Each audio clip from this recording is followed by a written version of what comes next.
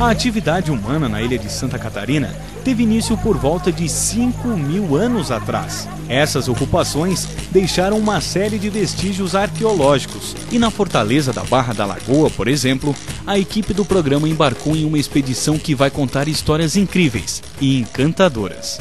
Em 88, quando eu vi a lua nascer no meio daquelas duas pedras, né, que aí me deu aquele estalo na cabeça de que elas estariam relacionadas com as outras pedras que eu já havia visto no morro, eu comecei a botar o sol no meio daquelas duas pedras e no dia 25 de novembro eu já tinha chego da praia e o sol já tinha subido um pouco, então eu tive que correr para trás de casa. E de repente eu subi em cima da pedra que eu estava procurando, sem saber que era essa pedra, né? Aí o sol já estava lá no meio, mas aí eu falei, pô, mas tem mais 20 e poucos dias para o sol chegar com o solstício de verão. E aí eu viajei, quando eu voltei o sol estava um pouquinho para o sul. E aí quando eu subi lá no morro eu vi que tinha uma pedra marcando o local do sol, né? E aí a partir daqui então é que eu comecei a descobrir que tinha um alinhamento nessa direção para o equinócio, tem uma pedra, e na ponta do morro tem outra pedra para o solstício de inverno. Então, se eu for nessa direção aqui, que é onde a constelação de Escorpião nasce, no solstício de inverno, você vai diretamente em cima do templo de Angkor, 16.000 quilômetros de distância.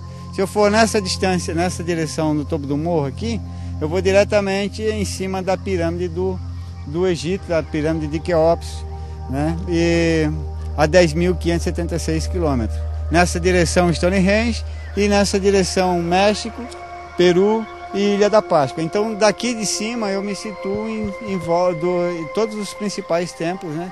Quando foi colocado e como foram feitos, isso é que a gente ainda está estudando, porque apesar de ter tido um povo especial aqui, mas a gente nunca teve nenhum vestígio de que eles tivessem manipulado ou tivessem feito inscrições rupestres nos seus trabalhos, nem monumentos megalíticos. Encontramos um observatório pequeno em cima de um sambaqui, mas isso ainda é muito pouco para determinar que povo construiu isso aqui, né? E até mesmo pelo grau de complexidade do alinhamento dessas pedras.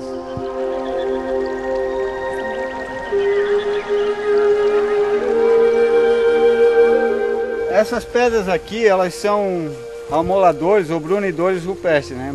O pessoal primitivo que viveram aqui, os homens do sambaqui, os índios itararés, eles utilizavam essas pedras para fazer as machadinhas, as pontas de flecha. Essa aqui é especialmente para fazer ponta de flecha, né?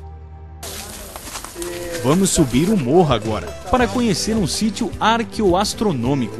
Além desse grupo, quem irá nos acompanhar é o Maninho, que é pesquisador do IMMA, Instituto Multidisciplinar de Arqueoastronomia e Meio Ambiente. É engraçado que nos morros sempre tem uns caminhos que a gente para tomar água, né? É verdade. Aqui essa nascente ela tinha secado com a destruição da mata, né?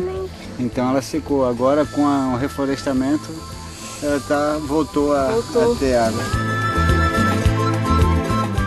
Este instituto é uma organização não governamental fundada em 2006. Um dos projetos do IMMA é o Parque Astronômico da Barra da Lagoa.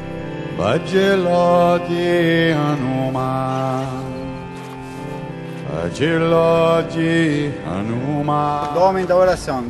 Da oração por quê? Porque ela está numa posição muito estratégica, ela está voltada para o leste, e a hora que a gente se ajoelha fica com a posição da mão como se fosse para fazer uma oração. Então um altar, né?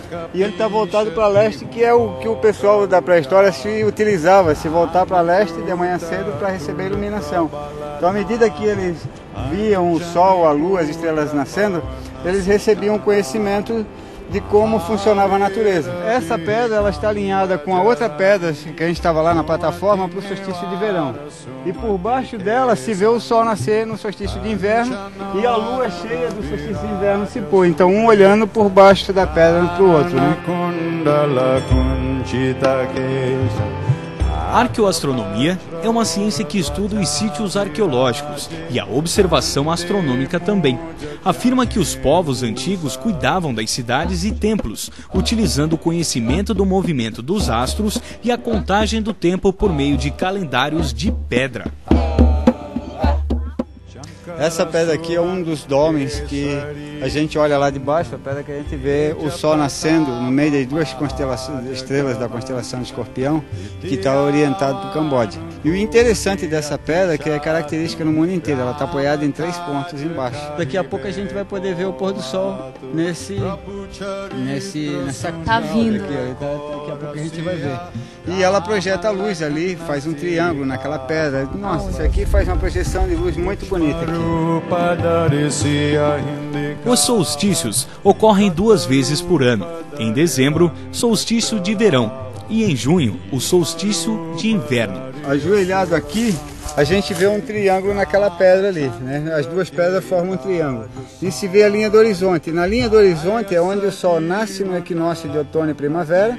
Isso só acontece 2 vezes no ano. A palavra equinócio vem do latim e significa noites iguais. E nasce nesse meio também as estrelas Três Marias, da constelação de Órion.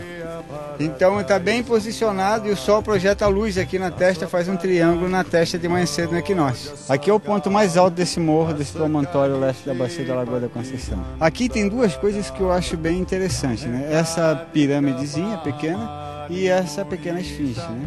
Essa esfinge virado para aquela pedra lá, com aquela outra pedra lá no outro morro que parece uma tacinha, bem na reta, é a direção da pirâmide no Egito, ou a direção da esfinge. Mas é gostoso, não é? Buscar umas respostas para esses mistérios que os povos primitivos deixaram pra gente. A parte melhor disso tudo é encontrando essas respostas. À medida que a gente vai subindo, que a gente vai limpando a mata, que a gente vai descobrindo as pedras, vai vendo essa relação, essa é a parte mais gostosa, né? Que a gente vai descobrindo coisas que o ser humano duvida até, né?